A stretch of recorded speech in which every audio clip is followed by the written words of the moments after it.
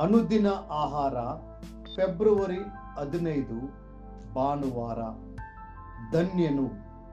ಯೆರೆಮೀಯ 17ನೇ ಅಧ್ಯಾಯ 7ನೇ ವಚನ. ಯಾವನು ಯೆಹೋವನಲ್ಲಿ ನಂಬಿಕೆ ಇಟ್ಟಿದ್ದಾನೋ, ಯಾವನಿಗೆ ಯೆಹೋವನು ಭರವಸವಾಗಿದ್ದಾನೋ ಅವನು ಧನ್ಯನು. ನಾವು ನಮ್ಮ ಕರ್ತನಲ್ಲಿ ಭರವಸವನ್ನ ಇಡುವಾಗ ಆತನು ನಮ್ಮಲ್ಲಿ ಯಾವಾಗಲೂ ಸಂತೋಷಿಸುವನಾಗಿ ಸಮೃದ್ಧಿಯಾಗಿ ಆಶೀರ್ವದಿಸುವನು. ನಾವು ಆತನ ಮೇಲೆ ಭರವಸೆಯನ್ನ ಇಡದೆ ಹೋದರೆ ಸ್ವಾಭಾವಿಕವಾಗಿ ಆತನ ಹೃದಯವು ದುಃಖಕ್ಕೆ ಒಳಪಡುತ್ತದೆ.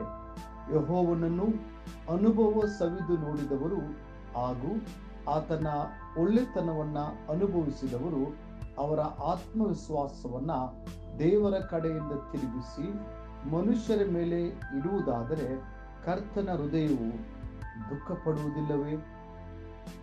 ಸತ್ಯವೇದವು ಹೀಗೆ ತಿಳಿಸುತ್ತದೆ, ಯೆಹೋವನು ಹೀಗನ್ನುತ್ತಾನೆ, ಮನುಷ್ಯ ಮಾತ್ರದವರಲ್ಲಿ ಭರವಸವಿಟ್ಟು ನರ ಜನ್ಮದವರನ್ನ ತನ್ನ ಭುಜಬಲವೆಂದು ತಿಳಿದು ಯೆಹೋವನನ್ನು ತೊರೆಯುವ ಮನಸ್ಸುಳ್ಳವನು ಶಾಪಗ್ರಸ್ತನು. ಯೆರೆಮೀಯ 17ನೇ ಅಧ್ಯಾಯ 5ನೇ ವಚನ. ಆ ದಿನಗಳಲ್ಲಿ ಫಿಲಿಸ್ಟಿಯ ಜನರೆಲ್ಲರೂ ದೈತ್ಯನಾದ ಗೊಲಿಯಾತನ ಮೇಲೆ ತಮ್ಮ ನಂಬಿಕೆಯನ್ನ ಇಟ್ಟಿದ್ದರು. ಆತನು ವೈಶಿಷ್ಟ್ಯವಾದ ದೇಹ ರಚನೆಯನ್ನ ಹೊಂದಿದ್ದನು. ಗತ್ ಊರಿನ ಬಲಶಾಲಿ ಸೈನಿಕನಾಗಿದ್ದನು. ಆತನ ಹೊರತೋರ್ಪಡಿಸುವಿಕೆ, ಶಾರೀರಿಕ ಬಲ ಮತ್ತು ಆತನ ಆಯುಧಗಳು ಬಹುಶಃ ಜನರಿಗೆ ಭಯ ಹುಟ್ಟಿಸುತ್ತಿದ್ದವು. ಇಡೀ ಇಸ್ರೇಲ್ ದೇಶವು ಆತನ ಮುಂದೆ ಭಯದಿಂದ ನಡುಗಲು ಪ್ರಾರಂಭಿಸಿದರು. ಆತನ ಮುಂದೆ ನಿಲ್ಲುವಂತ ವ್ಯಕ್ತಿಯು ನಮ್ಮಲ್ಲಿ ಯಾರೂ ಇಲ್ಲ ಎಂದು ನಂಬಿದ್ದರು. ಆದರೆ ಯೆಹೂದ್ಯನಾದ ಕುರಿ ಮೇಯಿಸುವ ಯುವಕನು ಅವರ ಮಧ್ಯೆ ಕಾಣಿಸಿಕೊಂಡನು. ಆತನಿಗೆ ಯುದ್ಧದಲ್ಲಿ ಯಾವ ಅನುಭವವೂ ಇರಲಿಲ್ಲ. ಆತನ ಬಳಿ ಯಾವುದೇ ವಿಶೇಷ ಆಯುಧಗಳು ಇರಲಿಲ್ಲ. ಆದರೂ ಆತನ ಸಂಪೂರ್ಣವಾದ ಭರವಸವು ಮತ್ತು ಆತ್ಮವಿಶ್ವಾಸವು ಕರ್ತನ ಮೇಲೆ ಮಾತ್ರವೇ ಇತ್ತು. ಆ ಯುವಕನೇ ದಾವೀದನು. ದೈತ್ಯಕಾರನಾದ ಗೊಲಿಯಾತನ ಮುಂದೆ ನಿಲ್ಲುವುದರ ಕುರಿತು ದಾವೀದನು ಹೀಗೆ ಪ್ರಕಟಿಸುತ್ತಾನೆ.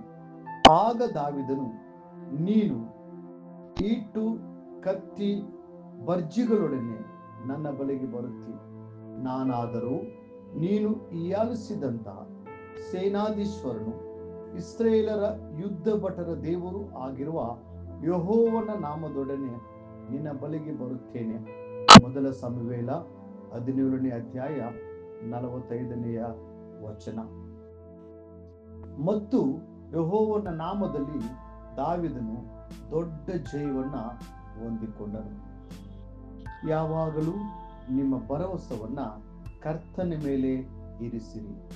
ಮನುಷ್ಯರ ಮೇಲೆ ನಿಮ್ಮ ಆತ್ಮವಿಶ್ವಾಸವನ್ನ ಎಂದಿಗೂ ಇಡಬೇಡಿರಿ. ಮನುಷ್ಯನು ಎಷ್ಟು ಮಾತ್ರದವನು, ಅವನು ಮೂಗಿನಲ್ಲಿ ಉಸಿರಾಡುವವನಾಗಿದ್ದಾನೆ. ಆತನ ಮೇಲೆ ಏಕೆ ಭರವಸೆಯನ್ನ ಇಡಬೇಕು? ಅದೇ ರೀತಿಯಾಗಿ ನಿಮ್ಮ ಹೃದಯವನ್ನು ಸಂಪತ್ತು ಅಥವಾ ಸಿರಿವಂತಿಕೆಯ ಮೇಲೆ ಇಡಬೇಡಿರಿ. ಒಮ್ಮೆ ಒಬ್ಬ ವ್ಯಕ್ತಿಯು ತನ್ನ ಸಂಪತ್ತಿನ ಮೇಲೆ ಭರವಸೆಯನ್ನು ಇಟ್ಟು ತನ್ನ ಆತ್ಮಕ್ಕೆ ಹೀಗೆ ಹೇಳಿದನು, ನನ್ನ ಜೀವಾತ್ಮಕ್ಕೆ ಜೀವವೇ, ಅನೇಕ ವರ್ಷಗಳಿಗೆ ಬೇಕಾದಷ್ಟು ಸರಕು ನಿನಗೆ ಬಿದ್ದದೆ, ವಿಶ್ರಮಿಸಿಕೊ, ಊಟ ಮಾಡು, ಕುಡಿ, ಸುಖಪಡು ಎಂದು ಹೇಳುವೆನು ಅಂದುಕೊಂಡನು. ಆದರೆ ದೇವರು ಅವನಿಗೆ, ಬುದ್ಧಿಹೀನನು ನೀನು, ಇವತ್ತು ರಾತ್ರಿ ನಿನ್ನ ಪ್ರಾಣವನ್ನ ನಿನ್ನ ಕಡೆಯಿಂದ ಕೇಳುವರು. ಆಗ ನೀನು ಸಿದ್ಧ ಮಾಡಿಟ್ಟಿರುವುದು ಯಾರಿಗಾಗುವುದು ಎಂದು ಹೇಳಿದನು. ಲೂಕ 12ನೇ ಅಧ್ಯಾಯ 19ರಿಂದ 20 ವಚನಗಳು.